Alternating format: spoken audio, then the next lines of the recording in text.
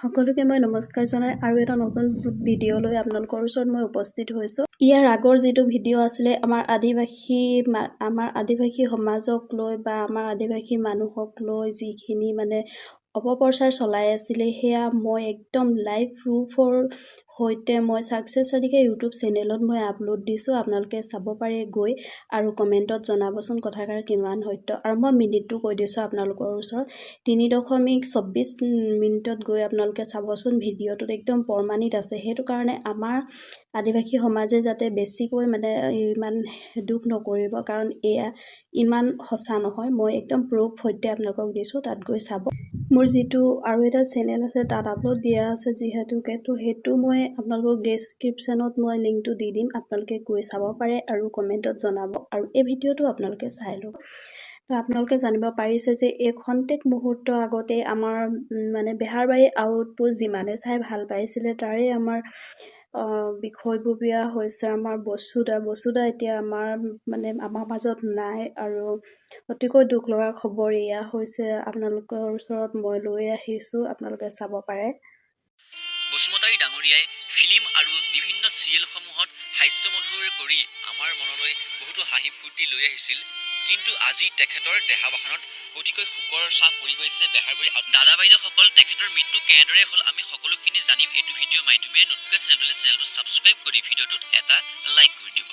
অসমৰ জনপ্ৰিয় অভিনেতা ফাইলা বসুমতাৰীৰ দেহাৱসান। ইতিমধ্যে মই সকলোকে কৈছোঁৱে যে অসমৰ জনপ্ৰিয় অভিনেতা ফাইলা বসুমতাৰীৰ দেহাৱসান হৈছে।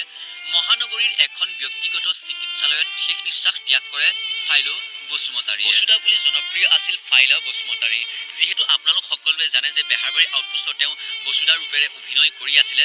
তো তেখেতৰ মৃত্যু হৈছে। দীৰ্ঘদিন ধৰি তেওঁ যকৃতৰ ৰোগত আক্ৰান্ত হৈ আছিল। যকৃতৰ ৰোগত আক্ৰান্ত হৈ থকাৰ বাবে তেখেতৰ মৃত্যু হয়। আমাৰ মৰমৰ বসুদা, তেওঁ বহুকেইদিন ধাৰাবাহিক চিনেমাত অভিনয় কৰিছিল অভিনেতাগৰাকীয়ে।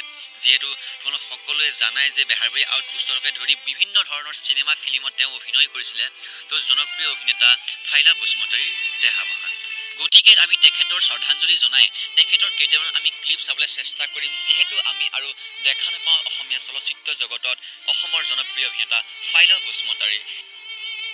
আচলতে ক'বলৈ গ'লে এনেকুৱা লাগে যেন আমাৰ আজি এটা হাঁহি গুচি গৈছে। হাই বিবি, কোৱা। ভোক লগা নাই? লাগিছে। এয়া খোৱা। কামটো কৰি লওঁ আগতে। কাম পিছত, আগতে খাই লোৱা। এয়া লোৱা। ৰিছা, কালি মোক ল'ৰা এটাই কৈছে টাকলা মূৰত বোলে চুলি খেতি কৰিলে চুলি গজি আহে। হয়তো। কেনেকে? একদম চিম্পল হয়। চবতকে প্ৰথমতে আপুনি চেলুনলৈ গৈ কটা চুলি কেইডালমান লৈ আহিব। তাৰ পিছত মাটি আৰু গোবৰৰ লেপ এটা দিব মূৰত। ঠিক আছে? কটা চুলি কেইডালমান তাত ৰুই দিব। তাৰ পিছত মাজে মাজে ইউৰিয়া পানী দি থাকিব। তাৰ পিছত আপুনি দেখিব আপোনাৰ চুলি আমাতকেও দীঘল হ'ব। এয়া কোন আহিছা? নমস্কাৰ দেৱ। আপুনি যে মানুহজনক পিছফালে লৈ আহিলে ড্ৰয়িং ৰুমতে বহিবলৈ নিদিলে কিয়? তাতে বহুৱামগে, সি বোলে তোমাক চাই যায়। কি ফুটোৱা কথা কয়? নিজে চাহ খাবা মাতি আনছা। আৰু দেখিব পাৰিলে আপোনালোকৰ ওচৰত মই দেখুৱালোঁ এই ভিডিঅ'টো চাই আপোনালোকে আশীৰ্বাদ কৰিব যাতে বসুদাৰ পৰিয়াল সুকলমে থাকে আৰু মানে বসুদা য'তে থাকে যাতে ভালে কুশলে থাকে, আৰু সেয়াই শান্তি দিয়ক ভগৱানে, আৰু বসুদাৰ পৰিয়ালকো যাতে শক্তি দিয়ে ভালদৰে থকা।